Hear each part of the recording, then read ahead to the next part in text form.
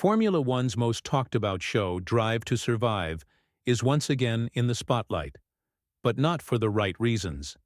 The series is facing heavy criticism for manipulating reality and twisting facts to create a more dramatic storyline. And, this time, it's not just the fans who are calling it out. One of the biggest names in F1, Max Verstappen, has voiced his frustration as well. Recently, while commenting on a picture from the Miami Grand Prix, Max made a statement that raises serious questions about the show's authenticity. Is Drive to Survive actually damaging Formula One's reputation? And if so, what can be done to fix this issue? There's no denying that Drive to Survive has played a massive role in expanding Formula One's global audience. It has brought in a wave of new fans, especially in markets where F1 wasn't as popular before. But with its growing influence comes a major responsibility: to present the sport as it truly is. Unfortunately, the show has often been accused of prioritizing drama over reality, and this has led to serious concerns among both fans and drivers. One of the biggest examples of this is how the show portrayed Lando Norris's victory in Miami. If you followed the actual race, you'd know that Verstappen was genuinely happy for Norris. The two were seen celebrating together, and Max even praised his friend for securing his first career win. But when you watch Drive to Survive, you get a completely different picture. The show makes Verstappen look like a bitter rival, using unrelated clips from other races to create a false narrative. This kind of editing doesn't just change the perception of a driver, it alters the entire way fans understand the sport. This isn't the first time Verstappen has spoken out against the show. In fact, he has been critical of Drive to Survive for years, accusing it of exaggerating rivalries and fabricating conflicts that don't actually exist. Back in 2023, he openly stated that he didn't enjoy how the series manipulated events to make things seem more dramatic than they really were. And now, with the Miami Grand Prix episode, his concerns seem more justified than ever. One particular moment that sparked controversy was how the show used Verstappen's reactions from the Dutch Grand Prix, combining them with voiceovers to make it seem like he was upset about Norris winning. The reality? He wasn't. In fact, he later addressed this issue directly, sarcastically commenting, "Apparently I was very sad after Miami. I literally had the best time ever on Sunday." His frustration is clear. He doesn't want to be part of a narrative that misrepresents him. But Verstappen isn't the only one raising concerns.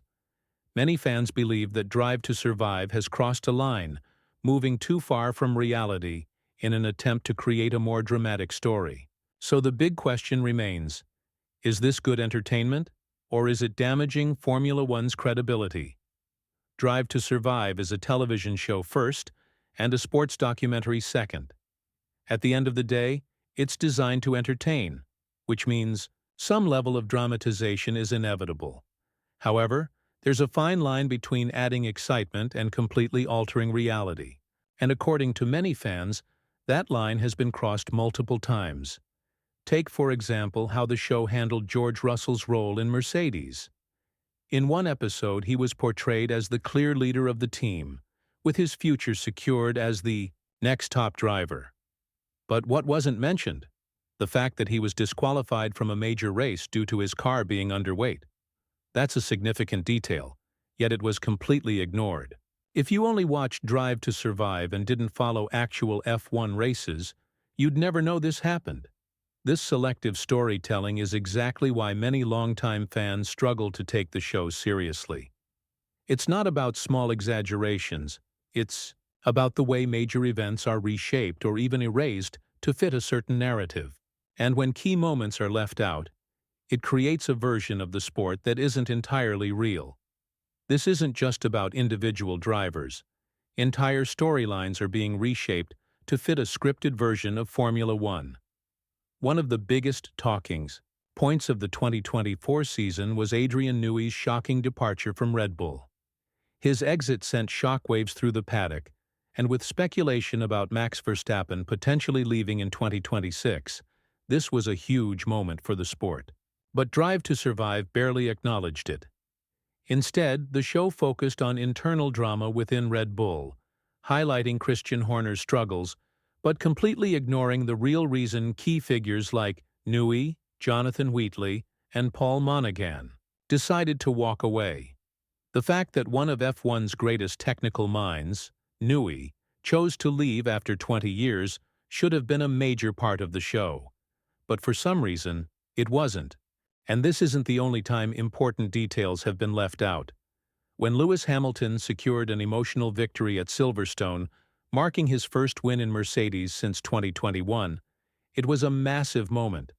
But once again, the show failed to capture its full significance, reducing it to just another episode highlight, rather than giving it the attention it truly deserved. This pattern raises an important question. If Drive to Survive keeps ignoring major moments like these, is it really giving fans an accurate view of Formula One? Another glaring omission in Drive to Survive was the debut of young driver Oliver Bearman in Saudi Arabia. This was a defining moment in Formula One, as the rookie showcased his talent on one of the most challenging tracks, proving that he could be the future of the sport. Not only did he impress in that race, but he also made history by becoming the only rookie to score points with two different teams in a single season, after another strong performance in Baku. Yet, despite this remarkable achievement, the show barely gave it any attention. Instead of highlighting such crucial moments, Drive to Survive seems more focused on exaggerating rivalries and creating artificial tension between drivers.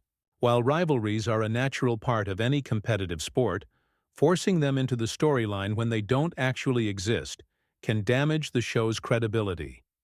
Many fans have pointed out that moments like the supposed tension between Lando Norris and Daniel Ricciardo at McLaren were blown out of proportion.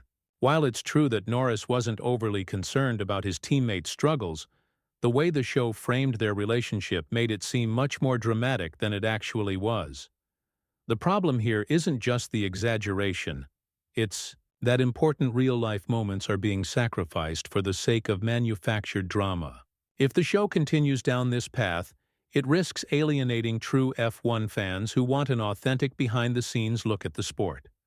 Fans are now starting to express their frustration across social media, with many voicing concerns that Drive to Survive is becoming more of a reality TV drama than an actual representation of Formula One. While the show undeniably played a major role in attracting new viewers to the sport, longtime F1 fans are growing increasingly frustrated with the way events are being distorted for the sake of entertainment.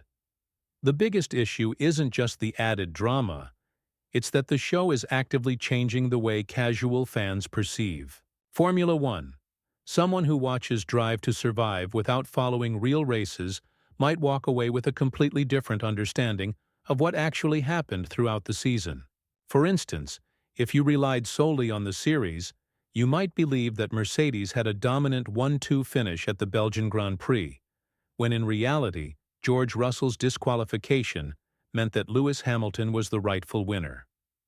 This kind of misinformation can damage the credibility of the sport, making it harder for new fans to separate fact from fiction. And as more moments get exaggerated or left out entirely, it raises a critical question.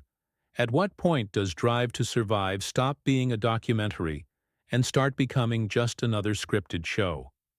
Nobody is denying that Drive to Survive has played a huge role in growing Formula One's global audience. The show gave fans a rare glimpse into the personal lives of drivers, the intense team rivalries, and the high-stakes decision-making behind the scenes. But when storytelling starts taking priority over the truth, it creates a problem. Adding excitement to real-life events is one thing, but completely twisting narratives to fit a dramatic script is something else. There's a difference between emphasizing emotions and outright rewriting history. The moment the audience starts questioning whether what they're seeing is even real, the show's credibility begins to crumble. Many longtime F1 enthusiasts argue that the sport is already dramatic enough on its own.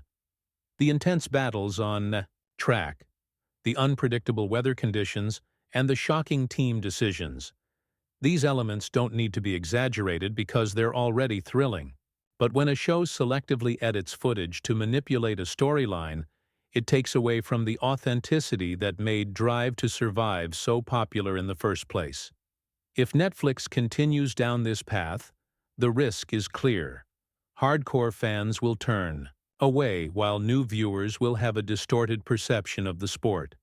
So the big question remains, can Drive to Survive find a balance between entertainment and authenticity, or is it already too far gone? At the end of the day, Drive to Survive has a choice to make. Continue prioritizing drama over reality, or take a step back and focus on presenting the sport as it truly is. Formula One is already filled with incredible moments, underdog victories, heartbreaks, and intense rivalries that don't need to be exaggerated to keep fans engaged. The real stories, when told properly, are more than enough to captivate both new and old audiences.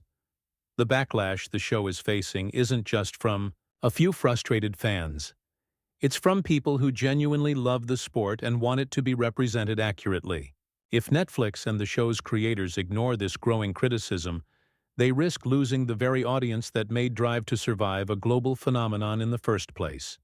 So, what's the solution? The show doesn't have to lose its entertainment value, but it does need to be more responsible in how it portrays key moments. Editing decisions should enhance the experience, not distort reality. If Drive to Survive wants to remain a valuable part of Formula One's future, it must rebuild trust with its audience by sticking closer to the truth while keeping the excitement alive. What do you think? Has Drive to Survive gone too far in twisting reality, or is this just part of the entertainment industry? Let us know your thoughts in the comments below. And if you're interested in what's next for Cadillac's F1 ambitions, check out our latest video. It's right on your screen.